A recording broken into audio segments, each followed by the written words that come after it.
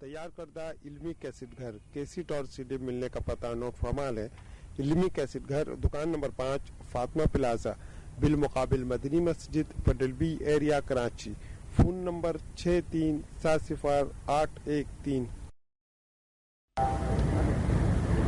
الحمد لله نحمده ونستعينه ونستغفره ونؤمن به ونتوكل عليه ونعوذ بالله من شرور أنفسنا ومن سيئات أعمالنا من يهده الله فلا مضل له ومن يضلله فلا هادي له وأشهد أن لا إله إلا الله وحده لا شريك له وأشهد أن سيدنا وسندنا ونبينا ومولانا محمدا عبده ورسوله صلى الله تعالى عليه وعلى آله وأصحابه وبارك وسلم تسليما كثيرا أما بعد۔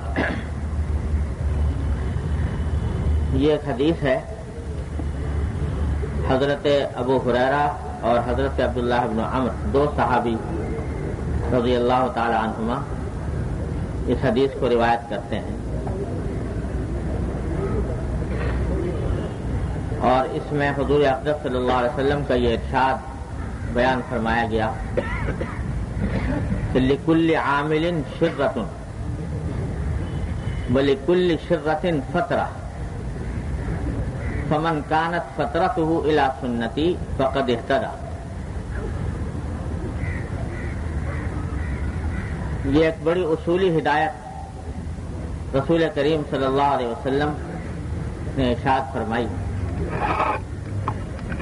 فرمایا کہ ہر شخص جو بھی عمل کرتا ہے، اور عمل سے مراد ہے نیک عمل، عبادتیں مثلا نوافل، جو بھی عمل کرنے والا ہوتا ہے تو ابتدا میں اس عمل کے اندر اس کو جوش ہوتا ہے، تیزی ہوتی ہے، جوش ہوتا ہے، جوش و خروش، ذوق شوق، اور فرمایا کہ ہر جوش و خروش کا انجام بالآخر ہوتا ہے سکون پر، کہ وہ جوش ٹھنڈا پڑ جاتا ہے، وہ جوش باقی نہیں رہتا۔ تو جس شخص کا سکون یعنی جوش کا ٹھنڈا پڑ جانا وہ آخر میں میری سنت کی طرف ہو، یعنی جوش ٹھنڈا پڑنے کے بعد اتنا کام کرتا رہے جو میری سنت کے مطابق ہے، تو وہ ہدایت پر رہے گا، وہ ہدایت یافتہ رہے گا۔ اس ارشاد میں رسول کریم سرور دو عالم صلی اللہ علیہ وسلم نے بہت سے حقائق بیان فرمائے، متعدد حقائق اس سے معلوم ہوئے۔ پہلی بات تو اس حدیث میں یہ بیان فرمائی گئی کہ ہر وہ شخص جو کبھی دین کی طرف آتا ہے اور اپنے اعمال کی اصلاح کرنے کی فکر کرتا ہے، اللہ جل جلالہ کی طرف متوجہ ہوتا ہے، عبادات کا اہتمام کرتا ہے، تو شروع میں اس کو جوش ہوتا ہے کہ زیادہ سے زیادہ کر لوں، اور اس جوش و خروش کے عالم میں وہ کام کرتا ہے تو اس میں اس کو ایک لذت بھی محسوس ہوتی ہے، مزہ بھی آتا ہے، دل لگتا ہے، خوشی محسوس ہوتی ہے، ایک کیف آتا ہے، سرور ملتا ہے، یہ کیفیات بھی اس کے اوپر طاری ہوتی ہیں۔ لیکن جیسے دنیا کے ہر جوش کا قاعدہ ہے کہ ہر جوش ابتدا میں ہوتا ہے پھر ٹھنڈا پڑ جاتا ہے، اسی طرح بسا اوقات یہ جوش و خروش جو عبادات کی طرف ہوا، نوافل کی طرف ہوا، یہ بھی کسی وقت بعض اوقات ٹھنڈا پڑنے لگتا ہے، یعنی اب وہ ذوق و شوق جیسے پہلے تھا وہ باقی نہیں رہا، جو لطف پہلے آیا کرتا تھا وہ اب نہیں آ رہا، جو سرور پہلے محسوس ہوتا تھا اب محسوس نہیں ہو رہا۔ تو فرما دیا کہ اس سے گھبرانے کی بات نہیں، اس سے پریشان ہونے کی کوئی وجہ نہیں، یہ جو ذوق شوق میں بظاہر کمی معلوم ہوئی یا لطف آنے میں کمی معلوم ہوئی، اس سے گھبرانا نہیں چاہیے، اس واسطے کہ یہ انسان کی طبیعت کا مقتضا ہے، ایک طبیعی بات۔ کبھی جوش آ رہا ہے، کبھی نہیں آ رہا، کبھی کیفیت ہو رہی، کبھی نہیں ہو رہی۔ دیکھو جو لوگ پہلی بار حضور بیت اللہ شریف میں حاضر ہوتے ہیں، ساری زندگی میں پہلی بار حاضری ہوئی، تو اس وقت جو جوش و خروش ہوگا، اس وقت دل کی جو کیفیت ہوگی، اس وقت جو لطف آئے گا، اس وقت جو گریہ طاری ہوگا، اس وقت اللہ تعالیٰ کی طرف جو رجوع کی کیفیت ہوگی، وہ بڑی عظیم ہے۔ پھر گئے تو شاید اتنی نہ ہو، پھر گئے شاید اتنی نہ رہے، بار بار جانے آنے سے وہ اس جوش و خروش میں جو پہلے دن تھا فرق آ گیا۔ اب بعض اوقات آدمی سوچنے لگتا ہے کہ بھئی وہ وقت جو تھا جس میں یہ کیفیات میرے اوپر طاری ہو رہی تھی، ذوق و شوق تھا، دنیا و مافیہ سے بے خبر تھا، اللہ تعالیٰ کی طرف رجوع تھا اور لطف تھا اور سرور تھا اور کیف تھا، اب وہ بات رہی نہیں، تو شاید میں کہیں اللہ تعالیٰ کے ہاں قبولیت کے مقام سے گر گیا، پریشان ہو جاتا ہے۔ تو حضور اقدس صلی اللہ علیہ وسلم نے اس میں حدیث میں تسلی دے دی کہ اس جوش کے ٹھنڈا ہو جانے یا لطف اور سرور کے حاصل ہونے کے اوپر کوئی دار و مدار نہیں، بلکہ اگر نہیں ہو رہا تو اس سے پریشان ہونے کی بات نہیں، اصل مقصود یہ لطف اور سرور ہے ہی نہیں، یہ مزہ لینا مقصود نہیں، مقصود بذات خود عمل ہے۔ عمل کی توفیق جب اللہ تعالیٰ عطا فرما رہے ہیں تو بس شکر ادا کرو اللہ تبارک و تعالیٰ کا، چاہے وہ پہلی جیسی کیفیت نہ رہے، اور یہ تو ہوتا ہی رہتا ہے۔ اسی واسطے حضرت ابو ہریرہ رضی اللہ تعالیٰ عنہ، یہ جو اس حدیث کے راوی ہیں، حضور اقدس صلی اللہ علیہ وسلم کے بڑے چہیتے قسم کے صحابی تھے، یعنی ابو ہریرہ کی کنیت بھی حضور اقدس صلی اللہ علیہ وسلم نے رکھی تھی، بلی پالی ہوئی تھی چھوٹی سی، تو اس واسطے حضور اقدس صلی اللہ علیہ وسلم نے ان کا نام ابو ہریرہ رکھ دیا تھا، جس کے معنی ہے بلی والا۔ تو یہ محبت اور پیار کا لفظ تھا جو حضور اقدس صلی اللہ علیہ وسلم نے ان کے لیے رکھ دیا تھا، بڑے چہیتے صحابی تھے رسول اللہ صلی اللہ علیہ وسلم، اور ہوئے تو مسلمان سن 7 ہجری میں، یعنی حضور اقدس صلی اللہ علیہ وسلم کی وفات سے تقریباً 3.5-4 سال پہلے،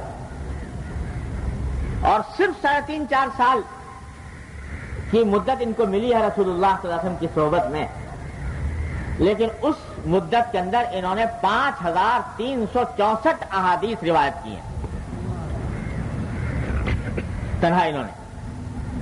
وجہ اس کی یہ ہے کہ جو مدت ملی تو بس آ کے پڑھ رہے تھے در پر، صبح شام لگے لپٹے حضور اقدس صلی اللہ علیہ وسلم کے ساتھ، آپ جو کام بھی کر رہے ہیں اس کو دیکھ رہے ہیں، آپ نے یہ کام کیسے کیا، یہ کام کیسے کیا، کس طرح آپ اٹھے، کس طرح آپ چلے، کس طرح لوگوں سے بات چیت کی، کیا آپ نے خطبہ دیا، کیا آپ نے ارشاد فرمایا، بس دن رات اسی کام میں لگے رہتے۔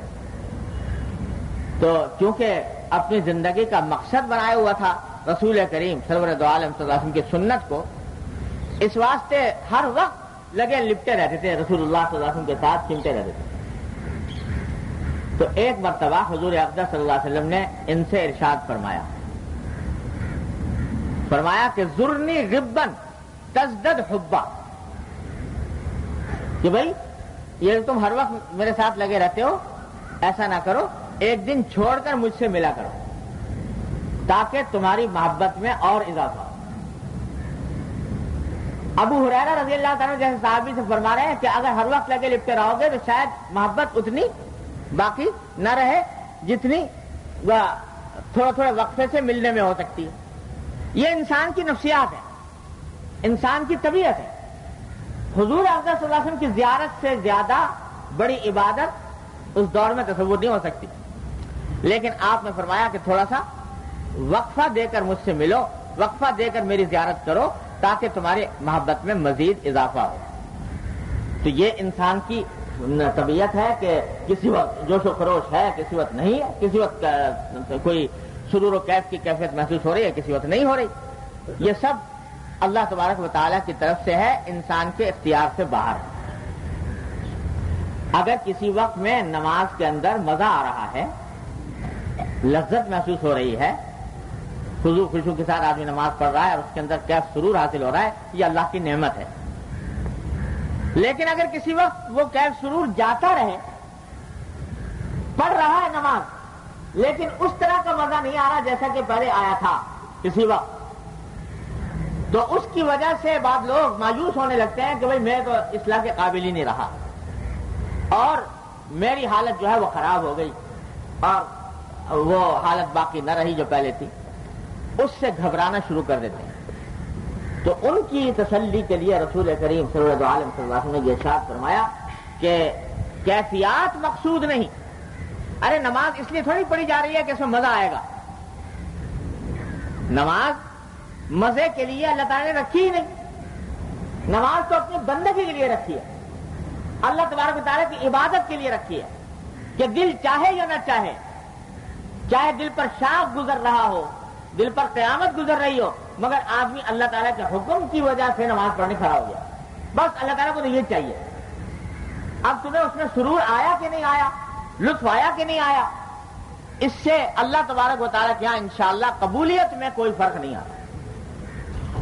بلکہ جس شخص کو نماز میں بڑا سرور آ رہا ہے، بڑا سرور آ رہا ہے اور لطف آ رہا ہے، تو وہاں ذرا سا شبہ یہ ہو سکتا ہے کہ یہ آدمی جو نماز پڑھ رہا ہے یہ سرور کو حاصل کرنے کے لیے پڑھ رہا ہے، اس مزے کو حاصل کرنے کے لیے پڑھ رہا ہے. اور جس کو سرور نہیں، اس کے اوپر شاخ گزر رہی ہے لیکن پڑھ رہا ہے، لگا ہوا ہے، تو وہ اللہ تبارک و تعالیٰ کے ہاں شاید اللہ تبارک و تعالیٰ کے ہاں زیادہ قبولیت کا درجہ حاصل کر جائے کہ باوجود اس کے کہ اس کا دل نہیں چاہ رہا تھا، باوجود اس کے کہ اس کا دل نہیں لگ رہا تھا، لیکن میرے حکم کے آگے سر جھکا کر یہ حاضر ہو گیا. میرے حضرت والا حضرت ڈاکٹر صاحب صلی اللہ تعالیٰ سے اللہ تعالیٰ ان کے درجات بلند فرمائے، ایک مرتبہ فرمانے لگے کہ دیکھو میں تمہارے سامنے دو آدمیوں کا ذکر کرتا ہوں، بتاؤ کس کے عمل میں روحانیت زیادہ ہے. روحانیت کس کے عمل میں زیادہ ہے؟ دو آدمیوں کا ذکر کرتا ہوں. کہتے ہیں ایک آدمی ہے جو ریٹائرڈ لائف گزار رہا ہے، اپنی زندگی کی سارا کام کرا کے فارغ ہو گیا، فارغ البال ہے، خوشحال ہے، کھانے کو پیسے میسر ہیں، اولاد برسر روزگار ہے، کوئی پریشانی نہیں، کوئی تکلیف نہیں، اور ریٹائرڈ زندگی ہے، کوئی مشغلہ بھی نہیں. اس ریٹائرڈ زندگی میں اس کا معمول یہ ہے کہ ادھر اس نے اذان کی آواز سنی، بلکہ اذان سے بھی پہلے وہ گھر سے نکل گیا وضو کر کے، اور اذان کی آواز سنتے ہی گھر سے نکلا، جا کر مسجد میں پہنچا، تحیۃ الوضو پڑھی، تحیۃ المسجد پڑھی، سنتیں پڑھی، صف اول میں بیٹھا اور بیٹھ کر انتظار کرتا رہا نماز کا. جب نماز کا وقت آیا تو بڑے خضوع خشوع سے نماز پڑھی، اور اس میں اس خضوع خشوع کی نماز میں اس کو چونکہ اور کوئی دھندا نہیں، لہذا خیالات کی بھی کوئی بھرمار نہیں، خیالات بھی کچھ زیادہ نہیں آ رہے، پورا دل لگا کے نماز پڑھ رہا ہے بڑے سرور کے ساتھ. اور نماز پڑھ کے اس نے اس کے حساب سے پھر سنتیں پڑھی، پھر نفلیں پڑھی اور دعائیں مانگی اللہ تبارک و تعالیٰ سے، اور پھر نکل کے اپنے گھر گیا. ان تمام انوار کو سمیٹ کر، نماز کے اور ذکر کے اور عبادت کے سارے انوار سمیٹ کر گھر گیا. ایک شخص تو وہ ہے. ایک دوسرا شخص ہے جو بیوی بچے والا ہے اور اس کو پیٹ پالنے کے لیے روزی کمانے کی ضرورت ہے. ٹھیلا لگایا ہوا ہے اس نے، اور اس ٹھیلے کے اوپر وہ آوازیں لگا لگا کر سامان بیچتا ہے اور بیچ رہا ہے کھڑا ہوا. اذان ہو گئی مگر گاہک موجود ہے، کسی کو کچھ دے رہا ہے، کسی کو لے رہا ہے، یہاں تک کہ عین جب نماز کا وقت آنے لگا، مسجد میں حاضری کا، جماعت کھڑی ہونے لگی، تو اس وقت کو فکر ہوئی کہ بھائی جماعت میں جانا ہے. اب جو ایک گاہک کوئی چیز مانگ رہے ہیں، مگر اس نے سوچا کہ نہیں نماز کا وقت ہو گیا، اور اس نے ٹھیلے پر کسی طرح اس کے کپڑا ڈالا اور اس کو کہیں کنارے لگایا، اور لگا کر اور پھر بھاگ دوڑ کر کے مسجد میں پہنچا, جلدی جلدی وضو کیا اور وضو کر کے کسی طرح جماعت میں جا کے شامل ہو گیا. تو ٹھیلا چھوڑ کر آیا ہے, دماغ کبھی ٹھیلے کی طرف جاتا ہے, کبھی کھڑے ہوئے گاہک کی طرف جاتا ہے, کبھی وہ اس کے جو ضروریات ہیں ان کی طرف جاتا ہے, لیکن آ کے کھڑا ہو گیا اللہ اکبر کر کے, اور کھڑا ہو کر اس نے امام کے ساتھ رکعتیں پڑھی اور اس کے بعد سنتیں پڑھی, اور سنتیں پڑھ کے اگر نفلوں کا موقع ہے تو پڑھی, نہیں تو نفل بھی چھوڑ دی, اور سنتیں پڑھ کے اور چلا گیا, جلدی سے جا کے پھر ٹھیلا لے کے کھڑا ہو گیا. فرمایا بتاؤ یہ دو آدمی ہیں, ان دو آدمیوں میں سے کس کی نماز میں روحانیت زیادہ ہے؟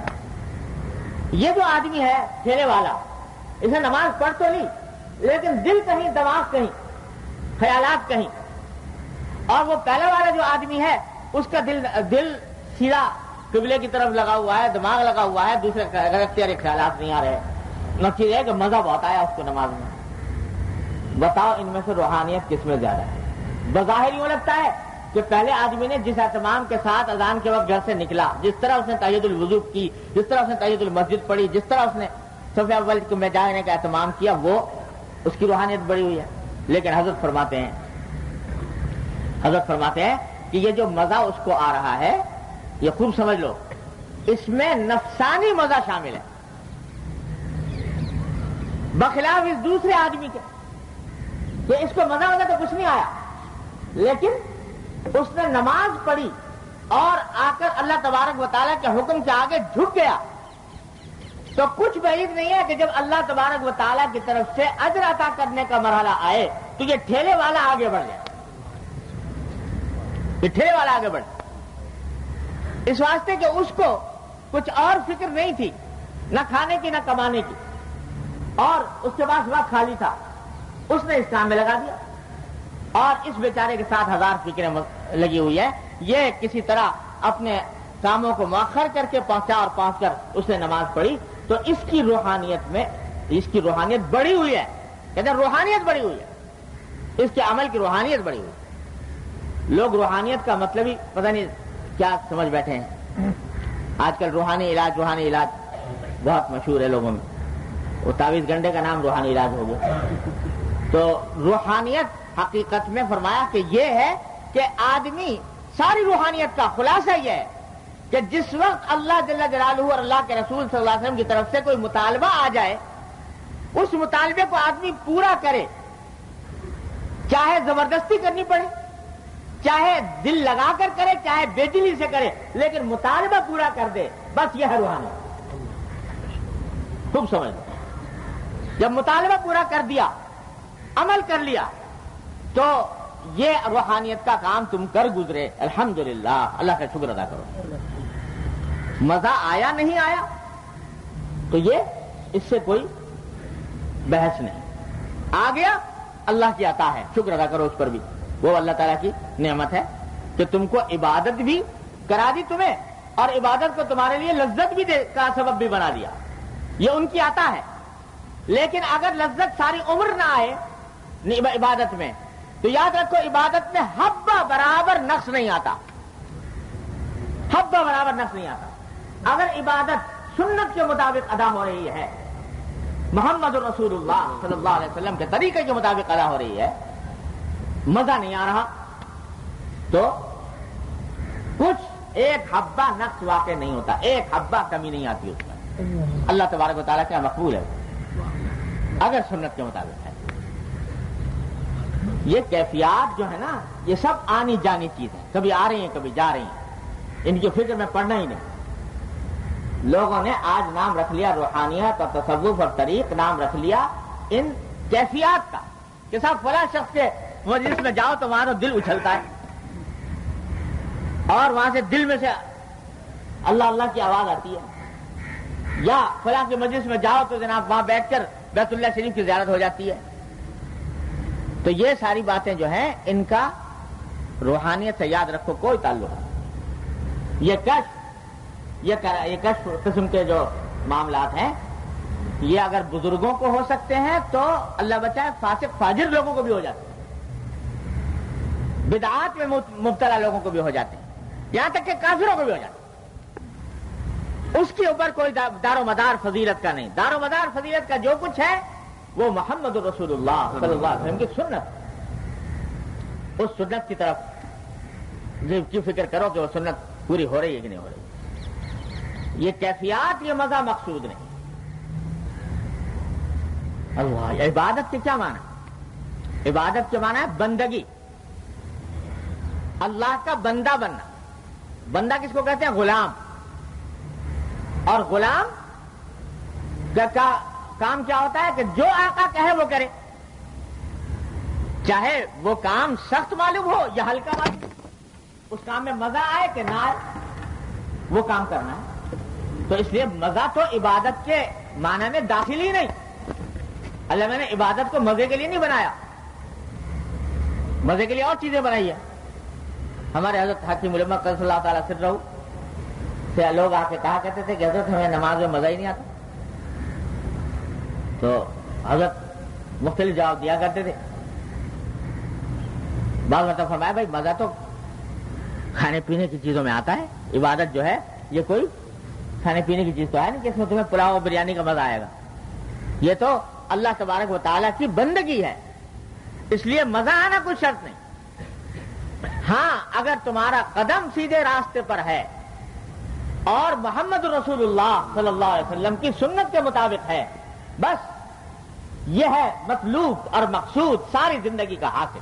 اور اسی کی طرف آپ نے اشارہ فرمایا کہ یہ جوش و خروش اگر جا کر میری سنت پر ختم ہو جائے تو سمجھو ہدایت کے راستے پر. بہت سے لوگ ہوتے ہیں صاحب جی پہلی مرتبہ بیت اللہ شریف گئے تھے، بڑا رونا آیا تھا، اب جاتے ہیں تو رونا ہی نہیں آتا، پریشان ہوتے ہیں. رونا آیا تھا یا نہیں آیا؟ پہلی مرتبہ بھی نہ آئے، کسی کو پہلی مرتبہ بھی نہیں آتا. تو رونا آنا یا نہ آنا یہ مقصود ہی نہیں. مقصود یہ ہے کہ اس در پر حاضری ہو جائے، اس در پر کھڑا ہو کر انسان اللہ جل جلالہ کو پکار لے. رونا آئے کہ نہ آئے، کیف اور سرور محسوس ہو کہ نہ ہو، اس سے کوئی فرق ہی نہیں پڑتا. اللہ تبارک و تعالیٰ کیوں؟ اس لیے کہ ساری کیفیات یہ غیر اختیاری، انسان کے اختیار سے باہر. اللہ تعالیٰ نے کسی بھی ایسے کام کا انسان کو مکلف نہیں کیا جو اس کے اختیار سے باہر ہو. اعمال اختیار میں ہے، ہاں اعمال نہ چھوٹیں، چاہے دل چاہے کہ نہ چاہے، مزہ آئے کہ نہ آئے. جو اعمال صالحہ، اعمال خیر کے ہیں وہ کیے جائے انسان، بس انشاءاللہ کامیاب ہے. اللہ تبارک و تعالیٰ کیا انشاءاللہ کامیاب ہے. اب یہ کہنا کہ صاحب یہ پتہ چل جائے کہ لوگ اس کو سمجھتے ہیں کہ کمال یہ ہے کہ جب آدمی کرتے کرتے اس درجہ پہنچ جائے کہ استغراق ہونے لگے، کسی اور کا خیال ہی نہ آئے، اور آدمی دنیا اور مافیا سے بے خبر ہو جائے. جیسے بزرگوں کے حالات میں پڑھتے ہیں بعض اوقات کہ وہ نماز پڑھتے تھے تو اس طرح پڑھتے تھے. تو بھائی اگر اللہ تبارک و تعالیٰ یہ عطا فرما دیں ان کی نعمت، شکر ادا کرو اس کو. لیکن اگر نہیں تو اس کی وجہ سے عمل مت چھوڑو اور عمل کو ناقص اور بیکار مت سمجھو.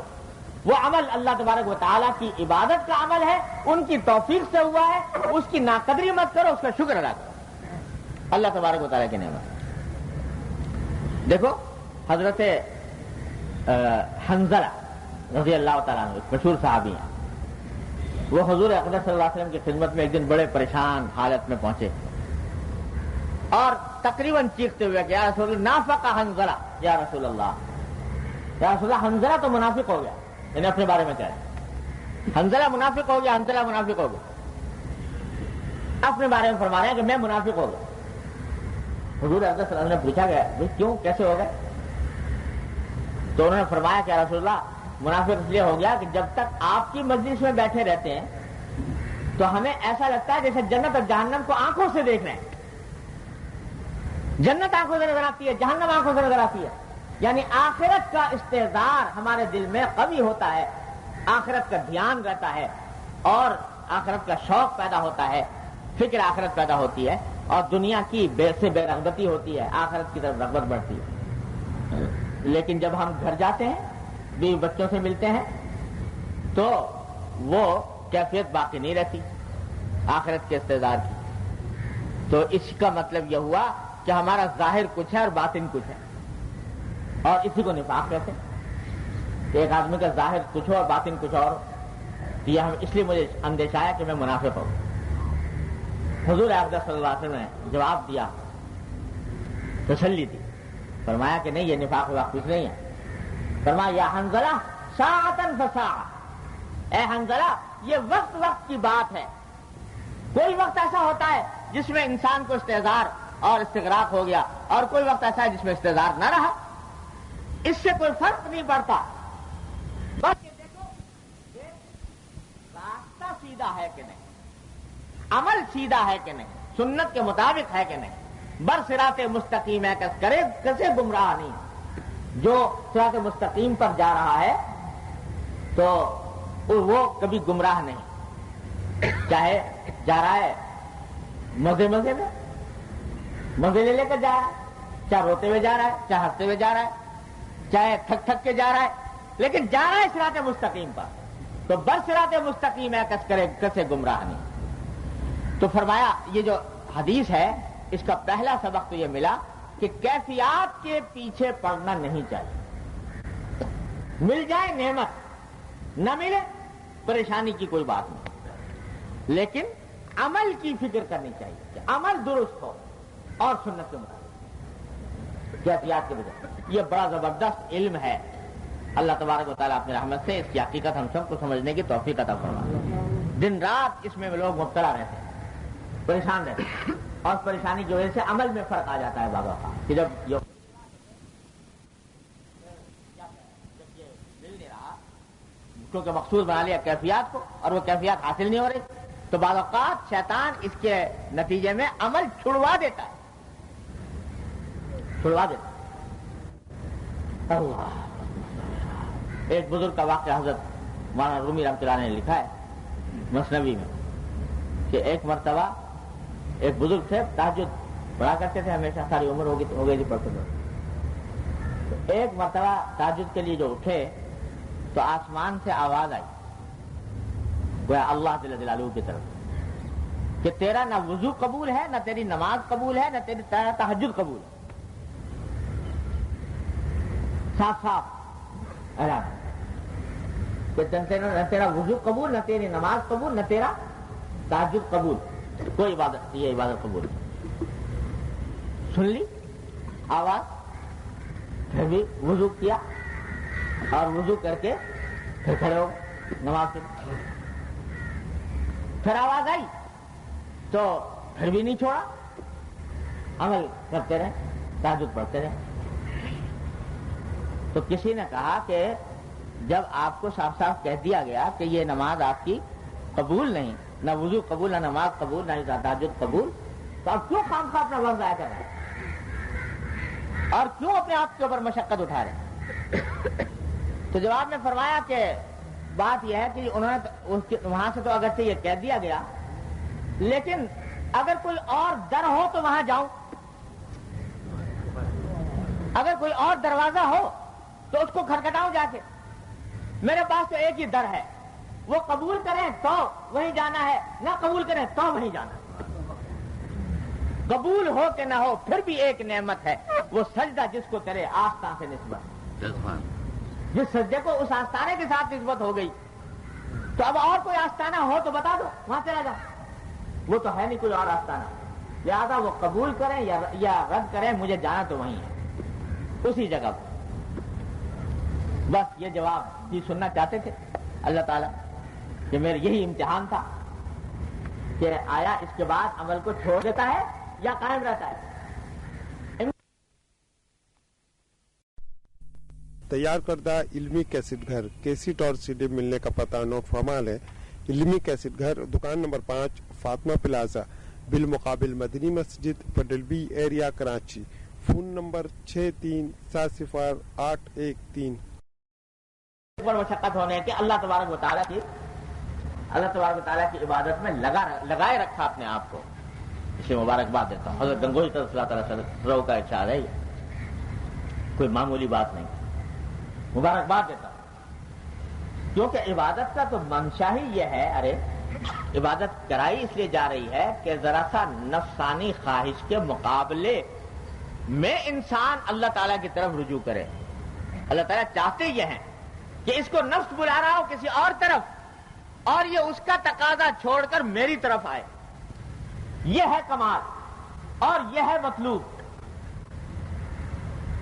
وہ جو کہا کسی نے کہ یہ دل پر چوٹیں لگانا مقصود ہے.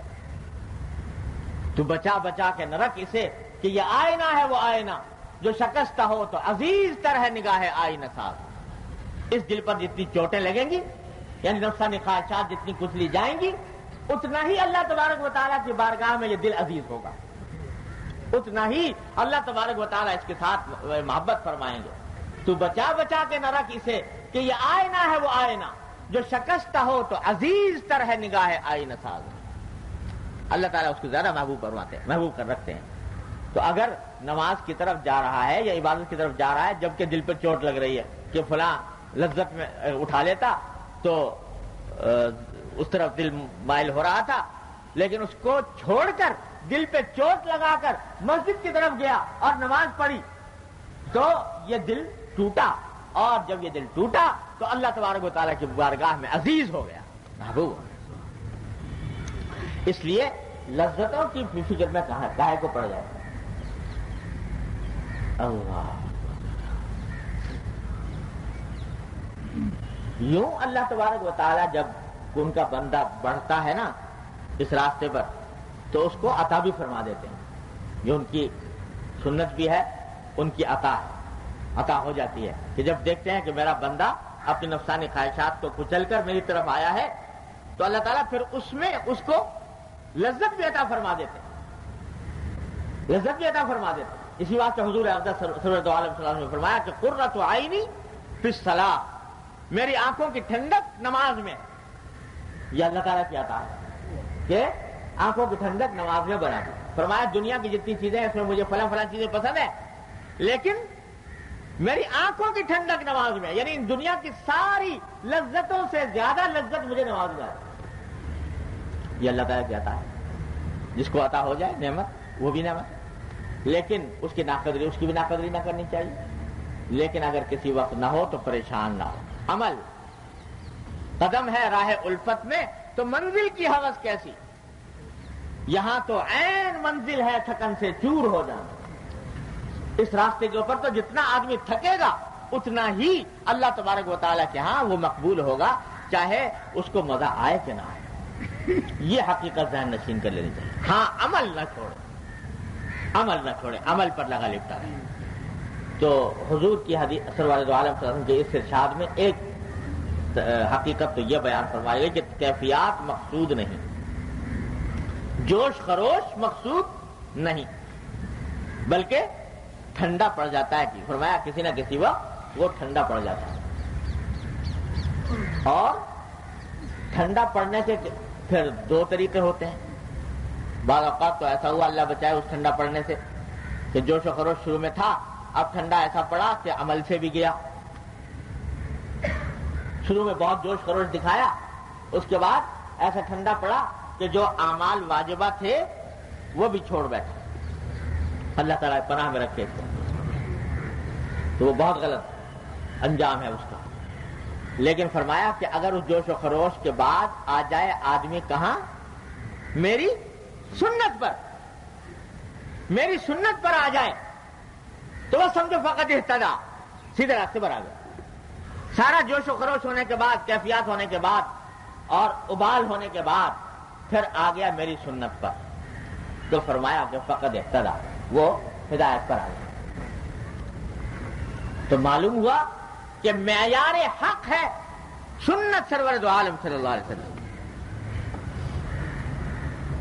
اور ابتدا میں ہوتے ہیں جوش خروش ہوتے ہیں. اب دیکھو حضور اقدس صلی اللہ علیہ وسلم تشریف لے گئے حضرت عبداللہ بن عمر رضی اللہ عنہ کے مکان پر, تو جا کر دیکھا تو ان کی جو اہلیہ ہیں وہ ایسے ہی میلے کچیلے کپڑے پہنے پھر رہی. تو حضور اقدس صلی اللہ علیہ وسلم کی نگاہ تو ہر ایک آدمی کے اوپر رہتی تھی. آپ نے کہا بھئی تم تو شوہر والی عورت ہو اور گھر کے اندر یہ میلے کچیلے کپڑے پہنے پھر رہی ہو, شوہر کا حق ہے کہ اس کے لیے اچھے کپڑے پہنے جائیں, تو یہ کیا بات. تو انہوں نے کہا یا رسول اللہ میرے جو شوہر ہیں وہ تو دنیا سے کوئی تعلق ہی نہیں ان کا, اور میرے اندر کوئی رغبت نہیں ان کو. اس واسطے کہ دن بھر روزے سے رہتے ہیں، رات کو آتے ہیں گھر میں تو نماز پڑھنے کھڑے ہو جاتے ہیں یہاں تک کہ صبح ہو جاتی ہے، ساری رات نماز میں، سارا دن روزے سے، ساری رات نماز میں. یہ ان کا عمل ہے. وہی جوش و خروش لکل عامل شرۃ. تو یہ جوش و خروش ہے عبادت کا کہ ساری رات میرے نماز میں کھڑے ہیں، دن بھر روزے سے گزار رہے ہیں، لہذا کس کے لیے میں اب تیاری کروں اور کس کے لیے کپڑے بدلوں؟ وہ تو اللہ والے ہیں اور اپنے اللہ کی طرف لگے ہوئے. آپ کو جب اطلاع ملی تو آپ نے بلایا اور بلا کر ان سے فرمایا کہ یہ طریقہ تمہارا ٹھیک نہیں، یہ تم نے اختیار کر رکھا ہے کہ سارا دن روزے سے اور ساری رات نماز میں. یاد رکھو ان لنفسک علیک حقا، تمہارے نفس کا بھی تم پر حق ہے. وان لعینک علیک حقا، تمہاری آنکھ کا بھی تم پر حق ہے. ان لزوجک علیک حقا، تمہاری بیوی کا تم پر کچھ حق ہے. وان لزورک علیک حقا، تمہارے مہمانوں کا تم پر حق ہے. اور کیا تم مجھے نہیں دیکھتے کہ میں کھاتا بھی ہوں اور روزہ بھی رکھتا ہوں اور نماز بھی پڑھتا ہوں اور سوتا بھی ہوں اور اپنے بیوی بچوں کا، اپنے اہل عیال کا، اپنے گھر والوں کا خیال بھی کرتا ہوں؟ تو یہ طریقہ ٹھیک نہیں، اس کو چھوڑو اور ادھر آ جاؤ. تو لکل عامل شرۃ ولکل شرۃ فترۃ فمن کانت فترتہ الی سنتی فقد اہتدی. یہ ہے کہ وہ جوش و خروش لوٹ کر آ گیا کہاں؟ محمد رسول اللہ صلی اللہ علیہ وسلم کی سنت پر، کہ آپ سنت کے طریقے پر آ جاؤ کہ کھاؤ بھی اور روزہ بھی رکھو، نماز بھی پڑھو اور سو بھی، اور اپنے گھر والوں سے معاملات بھی کرو. یہ ہے میری سنت. تو جب اس پر آ جاؤ گے تو ہدایت کے راستے پر آ جاؤ. معلوم ہوا کہ اس سے زیادہ جو تھا وہ اعتدال کا راستہ، ہدایت کا راستہ نہیں تھا، باوجود ہے کہ زیادہ عبادت کا راستہ تھا، مگر اعتدال کا اور سنت کا راستہ نہیں تھا. سنت کا راستہ یہ ہے. حضرات صوفیاء کرام کیا ایک اصطلاح ہوتی ہے، جب آدمی اس طریقے میں آگے بڑھتا ہے تو شروع میں وہی جوش خروش بہت ہوتا ہے اور اس جوش خروش کے عالم میں عبادتیں بھی بہت کرتا ہے اور دنیا سے ایک کٹا ہوا جیسا لگتا ہے وغیرہ وغیرہ، عجیب عجیب کیفیات طاری ہوتی ہے. اس کو کہتے ہیں صوفیاء کرام عروج، اس کو کہتے ہیں عروج. اس کے بعد پھر رفتہ رفتہ وہی جوش و خروش میں ذرا سکون پیدا ہوتا ہے. سکون پیدا ہونے کے بعد وہ جوش و خروش نہیں رہتا، وہ استغراق نہیں رہتا، وہ تو اس کے بعد پھر وہ آتا ہے اعتدال کے اوپر، وہی سنت والا اعتدال اس پر آتا ہے. اس کو کہتے ہیں نزول. اور نزول جو ہے یہ سارے صوفیاء کرام اس پر متفق ہیں کہ نزول کی حالت اعلیٰ اور اولیٰ ہے بنسبت عروج کے. عروج کے مقابلے میں نزول کی حالت اعلیٰ اولیٰ ہے. کیوں؟ اس واسطے کہ وہ مطابق ہے نبی کریم سرور دو عالم صلی اللہ علیہ وسلم کی سنت، وہ مطابق ہے، تو اس واسطے وہ اعلیٰ اور اعلیٰ ہے. یہ نہ سمجھو کہ جو آدمی زیادہ وہ کر رہا ہے تو ہمیشہ وہ اعلیٰ اور اعلیٰ ہوگا. یہ اعلیٰ اور اعلیٰ ہے کیونکہ سنت ہے محمد رسول اللہ صلی اللہ علیہ وسلم. دیکھو بعض صوفیاء کرام کی طرف منسوب ہے کہ ان کے پاس کھانا لے جایا گیا، اعلیٰ درجے کا کھانا، انہوں نے اس میں پانی ملا لیا، پانی ملا کے خراب کیا اس کو پہلے اور پھر کھایا کہ تاکہ اپنے نفس کو کچلا جائے. یہ کام کیا. اور حضور اقدس صلی اللہ علیہ وسلم کی سنت یہ تھی کہ اچھا کھانا سامنے آیا تو آپ نے شکر ادا کر کے کھایا کہ الحمدللہ الذی رزقنی واطعمنی من غیر حول منی ولا قوہ. یہ اللہ تعالیٰ کا شکر ادا کر کے اس کو تناول فرمایا. یہ حضور اقدس صلی اللہ علیہ وسلم. اب بظاہر دیکھنے میں یہ لگ رہا ہے کہ وہ صاحب جو پانی ملا کر کھا رہے ہیں تو وہ زیادہ اپنے نفس میں مشقت اٹھا رہے ہیں اور زیادہ دنیا سے بے رغبتی کا اظہار کر رہے ہیں. لیکن وہ حالت تھی عروج کی جو مقصود نہیں، قابل تقلید نہیں. قابل تقلید حالت وہ ہے جو محمد رسول اللہ صلی اللہ علیہ وسلم نے ارشاد فرمائی. اچھا کھانا سامنے آیا، اللہم لک الحمد ولک الشکر الحمدللہ الذی رزقنی من غیر حول منی ولا قوہ. یہ کیا کرو اور اس کو آدمی تناول کرو. تو یہ ہے مقصود. تو اس واسطے ہمارے حضرت والا فرمایا کرتے تھے صلی اللہ تعالی وسلم کہ ایک طریقہ وہ ہے کہ آدمی پہلے عروج پہ جائے، پھر وہاں سے نزول کا سفر کرے. تو کہاں تمہارے بس میں ہے کہ پہلے عروج حاصل کرو پھر نزول حاصل کرو؟ ارے سیدھی بات یہ ہے کہ ابھی سے صرف یہ دیکھو کہ ہر معاملے میں سنت رسول اللہ صلی اللہ علیہ وسلم کی کیا ہے، اس کو سامنے رکھو، اس پر عمل کرو. تو پہلے ہی دن سیدھا راستہ ہے. اور یہ کیفیات، یہ احوال، یہ مواجید، یہ کشف، یہ کرامات، یہ کچھ نہیں اس سنت کے آگے جو محمد رسول اللہ صلی اللہ علیہ وسلم کے راستے پر چلنے میں. ہمارے حضرت نے جو یہ کتاب تصنیف فرمائی اسوہ رسول اکرم صلی اللہ علیہ وسلم، وہ در حقیقت اس لیے کہ بھائی سیدھا سادہ راستہ اعلیٰ سے اعلیٰ مقام حاصل کرنے کا. اس کائنات میں کوئی اعلیٰ سے اعلیٰ مقام حاصل نہیں ہو سکتا بجز اتباع سنت. اور اتباع سنت سے جو کچھ حاصل ہو سکتا ہے اس سے اعلیٰ کوئی اور مقام کسی اور طریقے سے حاصل نہیں ہو سکتا.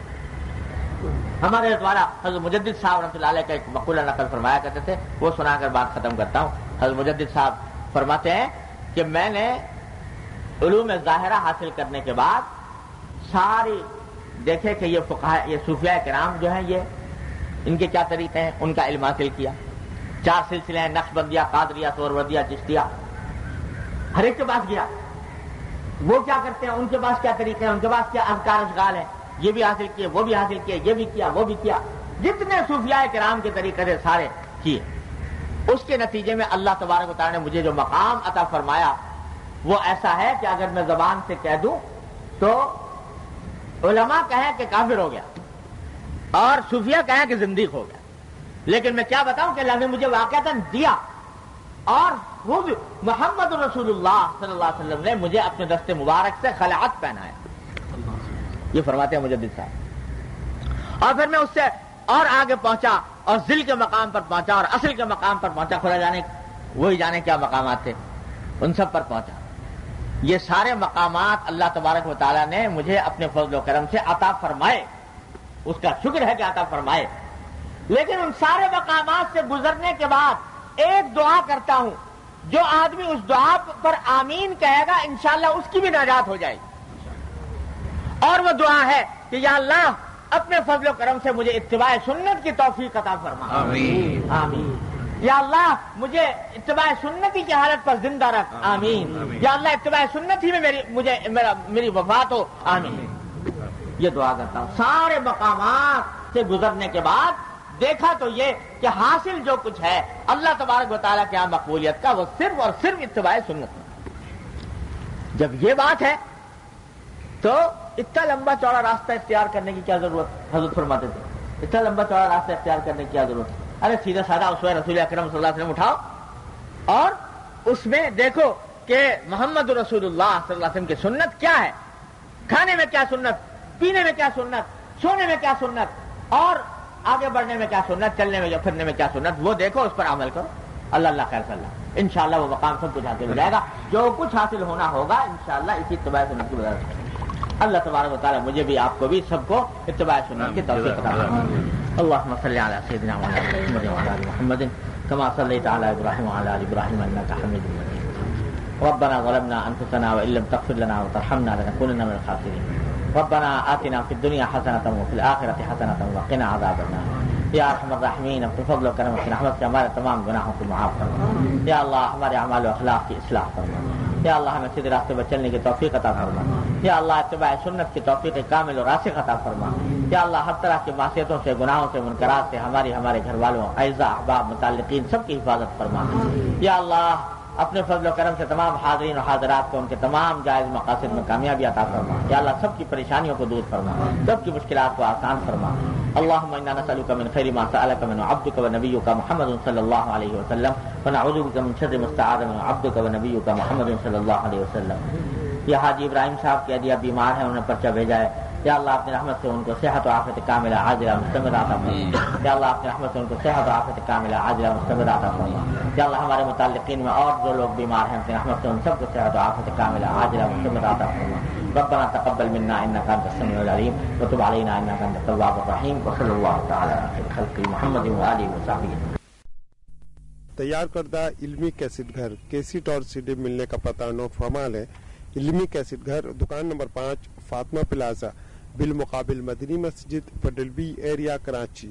Phone number 63708113